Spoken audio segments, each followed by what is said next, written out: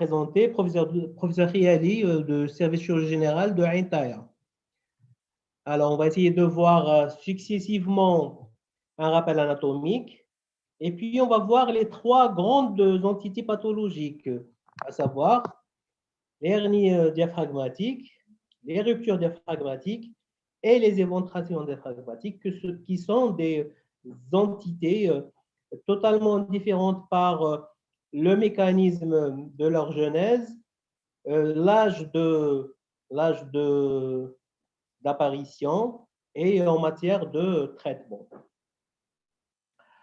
Alors, à la fin de ce cours, j'espère que les étudiants pourront pouvoir suspecter une hernie diaphragmatique sur des arguments cliniques, pouvoir orienter les explorations paracliniques pour confirmation du diagnostic, savoir orienter le patient dans un service adéquat pour une prise en charge.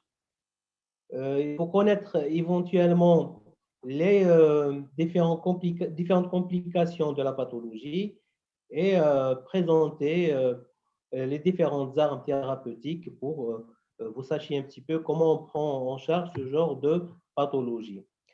Alors, il faut revenir à l'embryogenèse du diaphragme pour pouvoir comprendre un petit peu comment sont formées ces hernies diaphragmatiques pendant la vie fœtale. Donc, il y a 4 éléments qui vont se fusionner entre la 4e et la 8e semaine de gestation pour former le diaphragme, qui sont le septum transversum, la membrane pleuropéritoniale, le méso-œsophage dorsal et les myotomes cervicaux et thoraciques.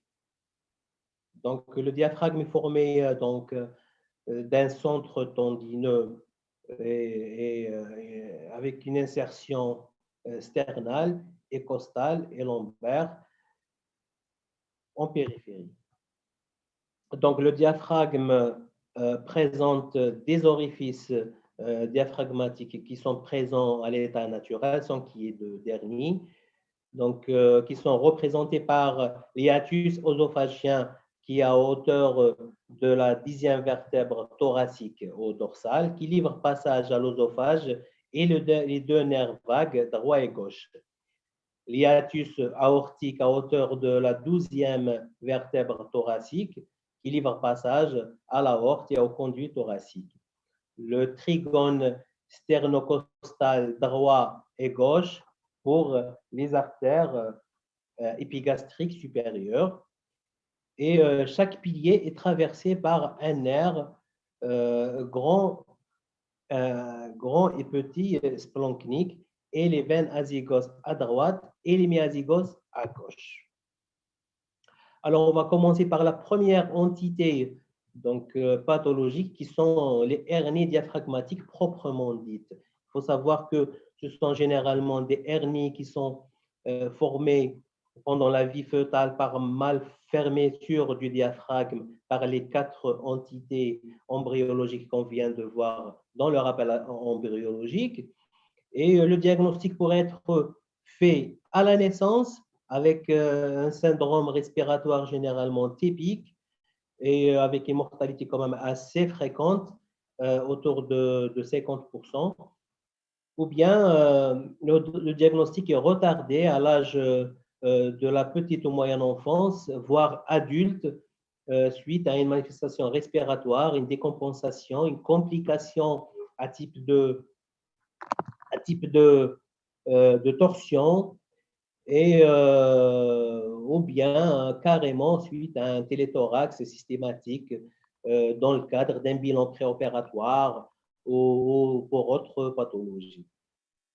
Alors, comme je vous ai dit, elles sont le plus souvent congénitales et ne sont pas vraiment fréquentes. C'est un cas sur 3000 à 5000 naissances.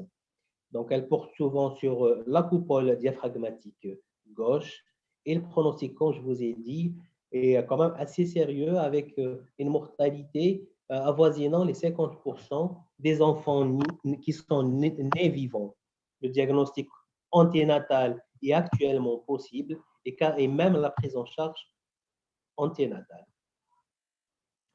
Alors, les anomalies du développement associées, donc il faut savoir que ces hernies diaphragmatiques sont souvent incluses dans des syndromes, c'est des syndromes malformatifs où, il devrait y avoir d'autres malformations associées, notamment cardiaques, pulmonaires.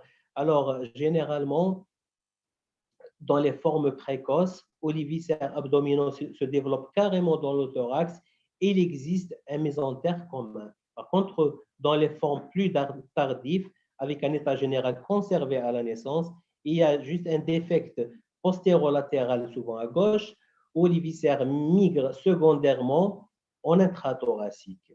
Alors, elle est associée dans 27 à 47% des cas à d'autres malformations, comme je vous ai dit, type hypoplasie pulmonaire, malrotation, malfixation du mésentère, malformation cardiaque et génito-urinaire, squelettique, système nerveux central, ce qui pourrait rendre le pronostic encore plus sévère. Les orifices naturels diaphragmatiques constituent des points faibles à l'origine de ces hernies. Et donc, c'est généralement un orifice naturel qui est mal formé ou bien qui est élargi et qui fait le lit de cette déhiscence. Donc, la localisation correspond au défaut de développement de l'une ou d'une autre portion anatomique du diaphragme, qu'elle soit lombaire, costale ou sternale. Alors, les hernies hiatales, donc, par défaut des piliers musculaires du diaphragme qui est très tardif dans la vie, dans la vie embryonnaire et de l'individu. Donc, les hernies rétrocosto-xiphoïdiennes sur la partie antérieure du diaphragme qui sont représentées par la hernie dite de Morgani dans l'hiatus sternocostal droit où devrait cheminer l'artère hypogastrique supérieure droite, la hernie de la fente de l'arrêt dans l'hiatus sternocostal gauche, donc c'est la même chose, mais c'est plutôt à gauche. La hernie de Morgane et l'arrêt. Les hernies postérolatérales qui sont les plus fréquentes, mais sont plutôt localisées à gauche, et le chef de file et la hernie la plus fréquente sur le diaphragme, c'est la hernie de Bouche-Talek, c'est celle-là qu'il faudrait connaître et c'est celle-là que vous allez peut-être voir le plus souvent dans votre future carrière. Donc, les hernies rétrocosto-xiphoïdiennes ou dites de Morgani est la forme la plus rare des hernies diaphragmatiques avec une incidence de 1 à 6%. Elle est plus fréquente à droite qu'à gauche, mais cependant, elle peut être bilatérale dans 7% des cas. Le sac herniaire comprend dans 80% des cas une boucle du côlon transverse et un peu d'épiplan. Alors, le sac herniaire, comme je vous ai dit, parce que le côlon transverse est plutôt proche et mobile, surtout chez l'enfant, et qui va entraîner avec lui l'épiplan qui est fixé à sa partie antérieure. Alors, les étiologies et facteurs favorisants, donc comme je vous ai dit, c'est une hernie congénitale, qu'elle soit post-traumatique, quelques cas post-traumatiques ont été rapportés, mais sans qu'il y ait de certitude que ce soit le traumatisme qui a provoqué la hernie. Alors, les facteurs augmentant la pression abdominale, comme la grossesse, la constipation et la maladie des tissus conjonctifs. Donc, le diagnostic, il est fait souvent à la naissance si le tableau est aigu. Donc, mais sinon, si ça passe inaperçu, il est fait dans l'enfance ou à l'âge carrément adulte, comme je vous ai dit, avec une moyenne d'âge du diagnostic à 50 ans. Le plus souvent asymptomatique dans 20 à 30% des cas, mais il peut y avoir un inconfort épigastrique, des douleurs, des nausées. Les complications sont exceptionnelles et sont représentées généralement donc, par les étranglements. Donc, la radio du thorax de face pourrait montrer une opacité arrondi surmontant la coupole diaphragmatique droite. La TDM, qui est une arme diagnostique très performante, visualise l'opacification barytée du côlon et de l'estomac qui peuvent être visualisés, herniés à travers l'orifice. L'indication chirurgicale devant une hernie volumineuse ou symptomatique est de mise parce que le risque d'étranglement est assez sérieux. Les diagnostics différentiels sont faits généralement avec les tumeurs médiastinales antérieures, les kystes pleuropéricardiques, le pneumothorax et les atelectasies et les libands. La hernie postérolatérale de Busch-Dalek, qui est l'entité, je vous ai dit, la plus fréquente, résulte d'un défaut de développement de la portion postérolatérale de la coupole diaphragmatique au niveau du foramen de Busch-Dalek, avec une hypotrophie des membranes pleuropéritonéales en dehors des piliers. Donc, c'est la partie membraneuse du diaphragme qui fait défaut. À ce niveau, la cavité thoracique et la cavité péritonéale vont communiquer et le tube digestif, le tube digestif, le lobe gauche du foie qui est plutôt mobile, ou rarement le pancréas parce qu'il est fixé, ainsi que la rate et le rein, vont migrer à travers cet orifice qui peut être quand même assez grand dans le thorax. Donc, une séquestration pulmonaire est parfois associée à ce genre de pathologie. Le diagnostic dans les formes néonatales sévères donc, est fait sur un syndrome de détresse respiratoire aiguë avec une mortalité quand même assez sévère, entre 50 et 60% des cas. La découverte au cours de la grande enfance ou carrément chez l'adulte n'est pas exceptionnelle et représente 5% des modes de révélation, avec une symptomatologie douloureuse postprandiale, vomissement, dysphagie. Donc, elle peut se relève dans 46% des cas sous forme de complications des viscères herniés, c'est-à-dire un estomac ou un côlon, ou carrément le grêle qui est passé à travers la hernie, qui va être tordu par la suite et va donner un syndrome occlusif ou carrément une péritonite localisée dans le sac hernière. La radio du thorax et la TDM avec opacification font facilement le diagnostic.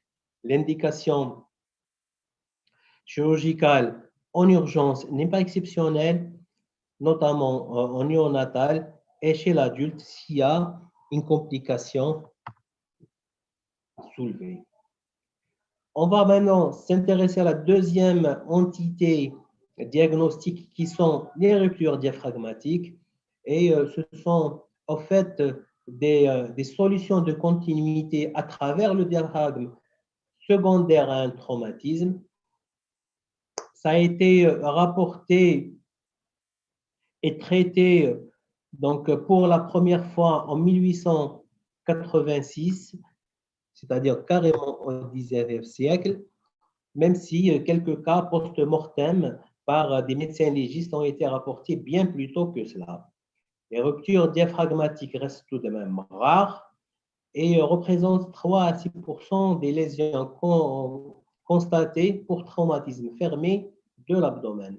Donc, lors de la parotomie, le chirurgien pourrait retrouver à côté d'autres lésions, qu'elles soient hépatiques, spléniques, qui sont beaucoup plus fréquentes, des brèches à travers le diaphragme. Donc, cette brèche est due soit à l'hyperpression intra-abdominale, soit carrément à une plaie par arme blanche ou par arme à feu. Donc, elle peut accompagner 10 à 18% des traumatismes ouverts par arme à feu. Les ruptures fermées donc, sont tout de même plus fréquentes chez les patients présentant donc, un abdomen traumatisé, mais qui reste fermé. Ça s'appelle les traumatismes fermés de l'abdomen et ça représente 60 à 80% des lésions diaphragmatiques. Donc, 8 à 9 cas sur 10 surviennent chez les accidentés de la voie publique. Donc, dans les trauma centers nord-américains qui restent tout de même la référence actuellement, les plis diaphragmatiques qui se repartissent approximativement par moitié en plaie par arme blanche et par arme à feu. Donc, ça concerne généralement les adultes jeunes entre 30 et 40%, c'est-à-dire la population active qui est plutôt exposée à ce genre de pathologie. On visualise à ce niveau donc une protrusion des viscères abdominaux à travers une brèche dans la paroi thoracique et il y a une perte de la continuité de la coupole diaphragmatique. C'est une coupe coronale donc d'une TDM, contrairement à droite où on arrive à suivre tout de même toute la coupole diaphragmatique. Alors, les mécanismes et les localisations diffèrent, mais on s'accorde à dire que ce sont des traumatismes quand même assez violents dans 75% des cas. Donc, décélération brutale, écrasement, hyperpression intra-abdominale. 80% des lésions sont à gauche parce qu'à droite, le diaphragme est protégé par le foie. Donc, la rupture est en général assez importante, avoisinant les 10 cm. Donc, sur le schéma, on arrive quand même à voir qu'il y a plus de ruptures à gauche qu'à droite, mais ces ruptures, elles peuvent être radiées, transversales, centrales, beaucoup plus que périphériques par des insertions. Alors, les lésions associées sont souvent fréquentes parce que le traumatisme est souvent violent et c'est justement ces lésions-là qui vont conditionner la morbimortalité chez ce genre de patients. Donc, comme je vous ai dit, elles sont associées pratiquement chez tous les patients. On ne trouve pas une rupture diaphragmatique isolée post-traumatique, mais il y a souvent une association d'une lésion hépatique ou splénique. Donc, elle est généralement intra-abdominale, mais elle peut également être extra-abdominale, notamment thoracique, rachidienne, trauma crânien ou orthopédique. Alors, les examens complémentaires qu'on a l'habitude de demander donc systématiquement chez les polytraumatisés sont le téléthorax et la TDM. Les opacifications coliques dans le cadre d'urgence ne sont pas retenues et sont plutôt délicates chez un patient traumatisé, souvent présentant une lésion d'ordre vital.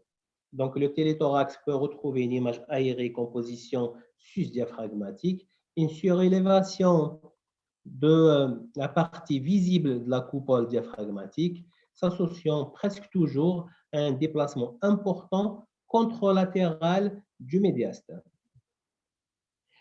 La TDM, donc avec des coupes sagittales et coronales, comme je vous ai montré tout à l'heure, donc retrouve 78% du rupture qui se situe plutôt à gauche. Comme je vous ai dit, la coupole à droite est protégée par le foie. Les anomalies de la pression veineuse centrale peuvent s'associer parce qu'il y a un déséquilibre des pressions intrathoraciques et intra-abdominales par la solution de continuité et la migration des viscères. Donc, je vous montre ici une image donc d'un téléthorax où il y a à gauche une migration des structures digestives. Vous voyez, il y a des images aériques qui ont migré dans le thorax. Sur cette coupe donc densitométrique, on visualise parfaitement à gauche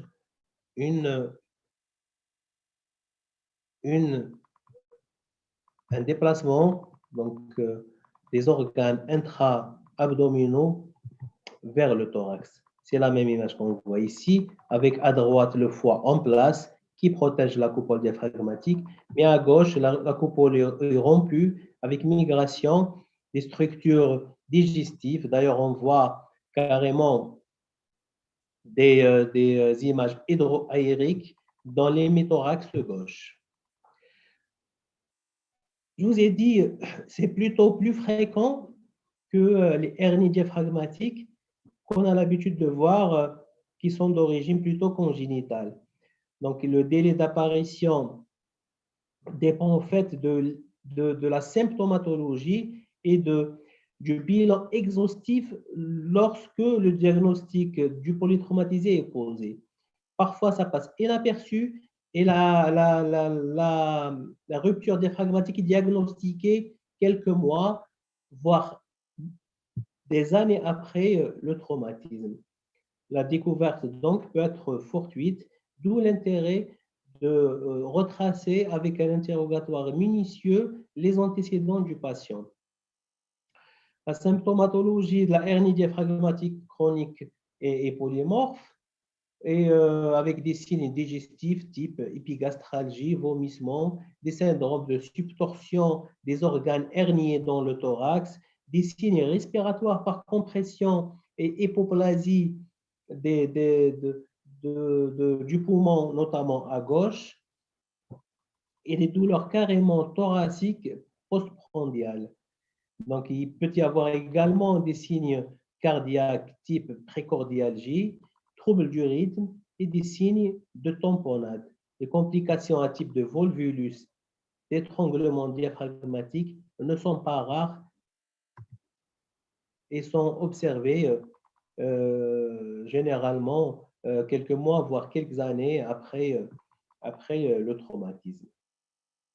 Alors, si on s'intéresse aux organes qui peuvent migrer à travers cette rupture diaphragmatique dans le thorax, on trouvera généralement le tube digestif qui est mobile, notamment le grêle et à degré moins le côlon.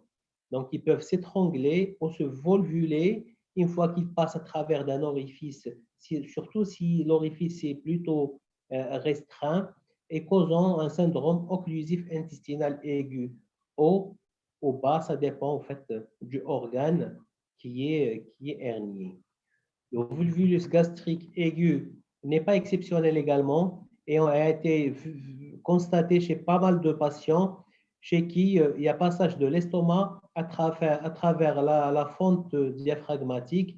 Cet estomac peut se volvuler et donner carrément après sa nécrose une péritonite localisée, voire généralisée, un syndrome de détresse respiratoire, masquant souvent la dysphagie qui accompagne ce genre de pathologie. Le pronostic reste sévère s'il y a complications associées.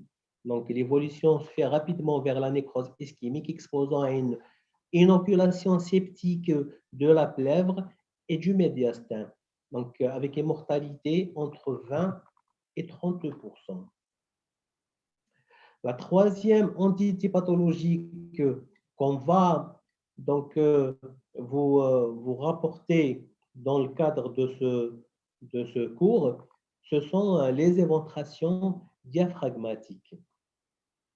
Alors, l'éventration diaphragmatique, contrairement à la hernie diaphragmatique proprement dite et contrairement à la rupture diaphragmatique qu'on vient de voir en post-opératoire, ne présente pas une solution de continuité proprement dite au niveau du diaphragme. Donc, le diaphragme reste pratiquement intact dans sa globalité, mais le problème, c'est qu'il présente une surélévation permanente d'une partie ou de sa totalité, mais comme je vous ai dit, la solution de continuité n'existe pas, donc il n'y a pas de rupture. Donc, doit être distingué de la rupture diaphragmatique qui fait quand même communiquer les deux cavités abdominales et thoraciques. L'éventration diaphragmatique est une pathologie tout de même rare. Donc, comme on voit sur l'image que je viens de vous montrer, donc il y a une coupole qui tout de même, on arrive à la suivre de bout en bout, il n'y a pas de signe de rupture, il n'y a pas de passage à travers la coupole d'un organe digestif ou d'un autre organe, mais vous voyez qu'elle est quand même surélevée par rapport à la coupole diaphragmatique à droite. Alors que dans un cliché de téléthorax ordinaire chez un patient qui n'est pas malade, Généralement, la coupole diaphragmatique droite, elle est surélevée par rapport à la gauche parce qu'il y a le foie à droite qui si vous voulez, la repousse. Donc, je vous ai dit, c'est une pathologie tout de même rare, à pratiquement 2 cas par 10 000 adultes. Donc, le plus souvent asymptomatique et elle est découverte lors d'un téléthorax pour autre pathologie, pour une toux, dans le cadre d'un bilan préopératoire, dans le cadre de dépistage de la tuberculose. En fait, ça dépend du contexte, mais le patient, il vous dit non, non, non, moi, je n'ai pas de problème et ce n'est pas pour ça que je suis venu. Donc, elle est plus fréquente chez l'homme que chez la femme, avec un sexe ratio à 4.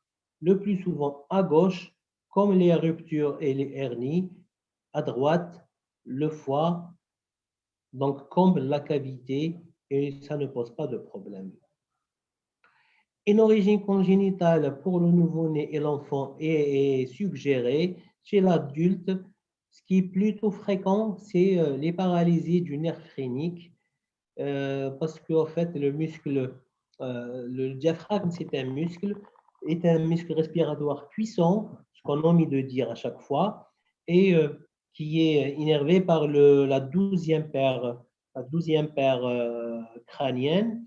Et toute lésion de cette 12e paire crânienne par une pathologie centrale au niveau du système nerveux central ou tout au long de son trajet allant du tronc cérébral jusqu'au diaphragme pourrait engendrer ce genre de pathologie.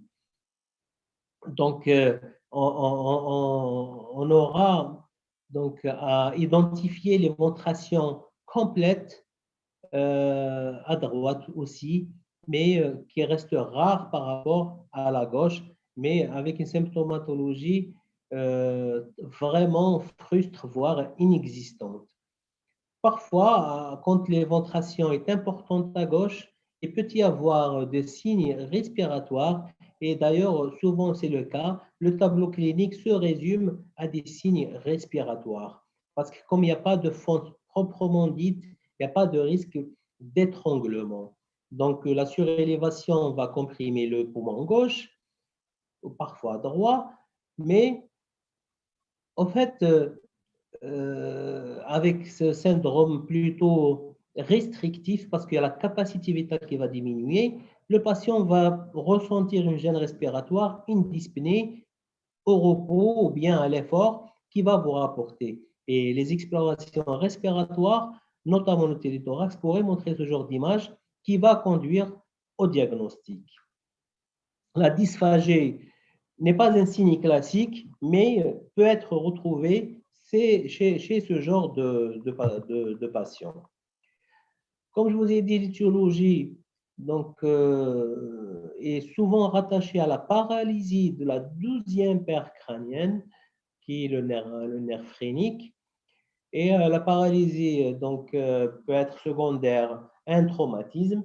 Ce traumatisme peut survenir sur le cou, le thorax, ou bien s'il y a des antécédents de chirurgie thoracique ou,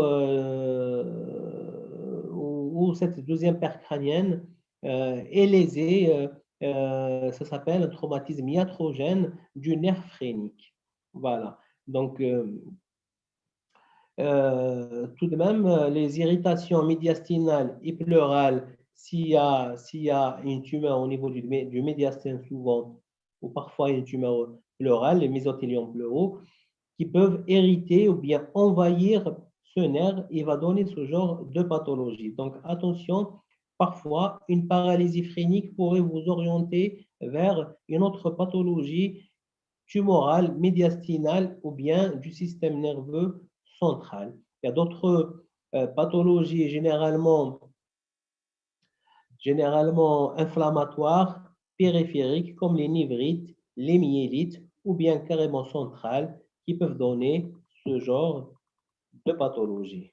Parfois, aucune étiologie n'est retrouvée et on appelle ça une éventration diaphragmatique idiopathique. Mais ce diagnostic ne doit pas être posé qu'après épuisement de toutes les explorations possibles qui pourraient expliquer le tableau clinique.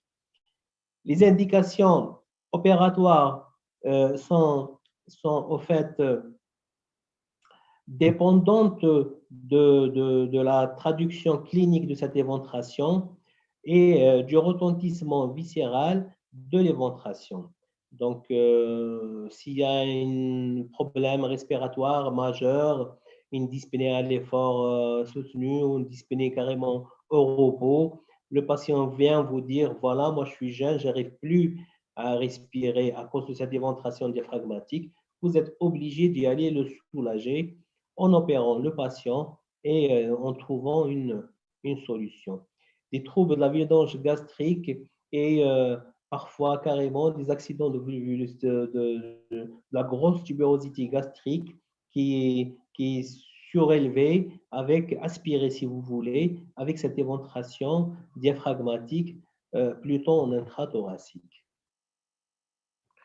Alors, le diagnostic est souvent, comme je vous ai dit, fait au téléthorax. Ce téléthorax est parfois demandé pour d'autres pathologies plutôt que la suspicion d'éventration diaphragmatique. Donc, le patient arrive pour symptomatologie respiratoire. Il est classique de demander un téléthorax pour trouver une explication à cette symptomatologie. Et c'est là on retrouve une ascension de la coupole diaphragmatique au-dessus du quatrième espace intercostal. Mais attention, le lézard diaphragmatique, il est présent, il est complet. On pourra le suivre sur le téléthorax du centre vers la périphérie.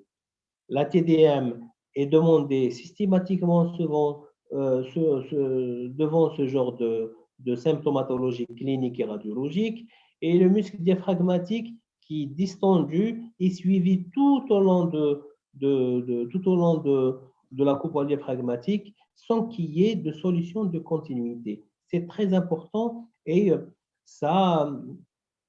on pourra le distinguer de la rupture diaphragmatique et de la hernie diaphragmatique proprement dite. Le TOGD, qui est un examen d'opacification, donc c'est le transit oso-gastro-duodénal. Donc, on peut visualiser un estomac qui est basculé. On peut visualiser une mauvaise vidange gastrique avec une stagnation du produit de contraste gastrique. Donc, plus longtemps dans l'estomac. On peut visualiser un volvulus gastrique, mais il ne peut en aucun cas confirmer le diagnostic de l'éventration parce que je vous ai dit, c'est la visualisation de ce diaphragme qui est complet, qui ne présente pas de solution de continuité, qui pourrait confirmer le diagnostic de l'éventration diaphragmatique. Je vous présente voilà quelques cas. Excusez-moi. Donc, à gauche, voyez-vous, donc à droite, la coupole diaphragmatique est plutôt complète et elle est assez basse par rapport à la gauche. Alors, comme je vous ai dit, normalement, c'est à gauche que la coupole diaphragmatique doit être plus basse parce qu'à droite, il y a le foie.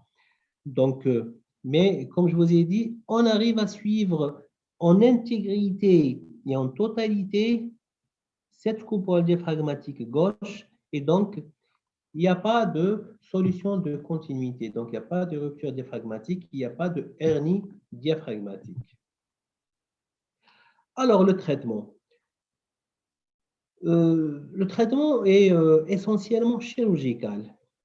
Donc, il vise à une restitution anatomique du diaphragme, seul garant donc, d'une réintégration sans récidive des structures digestives abdominales dans l'abdomen et une réexpansion pulmonaire puisqu'il y aura une libération de l'hémothorax concerné. Ceci donc est fait donc, par voie laparoscopique, par voie célioscopique si vous voulez, sinon par laparotomie pour parce qu'il faudrait qu'il y ait quand même une courbe d'apprentissage pour pouvoir faire ce genre d'intervention sous cilioscopie. Donc, les gens peuvent opérer, ouvrir et réparer ce genre de défects. Il y a quelques équipes, notamment les équipes de chirurgie thoracique, qui font ce genre d'intervention par une thoracotomie. Donc, l'ouverture chirurgicale, si vous voulez, se porte au niveau du thorax et ils abordent ce genre de défect ou d'éventration au-dessus du diaphragme plutôt qu'au-dessous du diaphragme. C'est pas important. Le plus important, c'est quoi? C'est de fermer cette solution de continuité diaphragmatique dans les hernies diaphragmatiques et dans les brèches diaphragmatiques et post-traumatiques, le plus souvent par des points séparés ou carrément par un surjet. Mais le plus important, c'est de le réaliser par un fil non résorbable, parce que le fil résorbable pourrait donc livrer passage secondairement à une réouverture et réascension des structures digestives dans le thorax. Donc, quelques équipes, et d'ailleurs c'est ce qui est en vogue actuellement, ont passé carrément à la théorie de la prothèse, qu'elle soit donc résorbable ou semi-résorbable, donc qu'on interpose sur la coupole diaphragmatique pour combler un orifice important qu'on n'arrive pas à réparer, parce qu'il faut savoir que la réparation doit se faire sans qu'il y ait de tension entre les berges.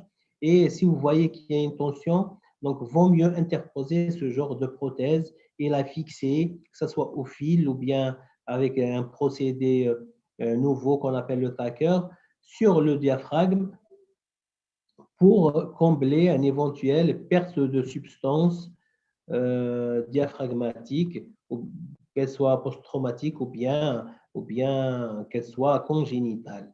Comme je vous ai dit, parfois il y a une absence de la formation de l'hémicopole diaphragmatique gauche pour pouvoir réparer tout ça.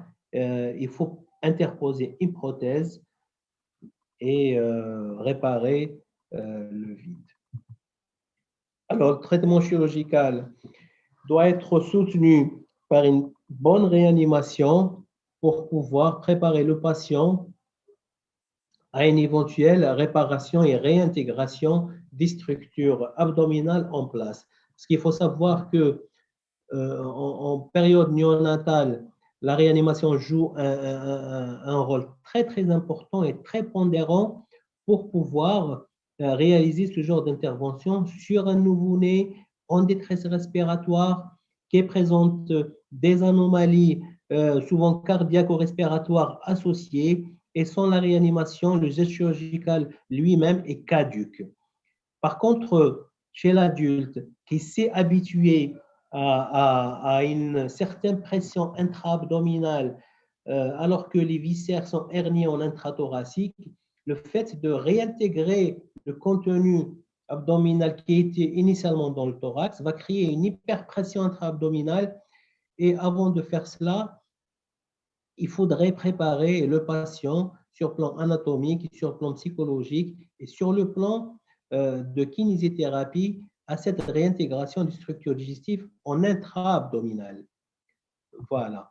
Donc, ce qu'on va dire en conclusion, c'est une pathologie qui reste tout de même pas très fréquente, mais il faudrait savoir la reconnaître. Pourquoi? Parce que les complications sont fâcheuses et peuvent conduire à un décès facilement.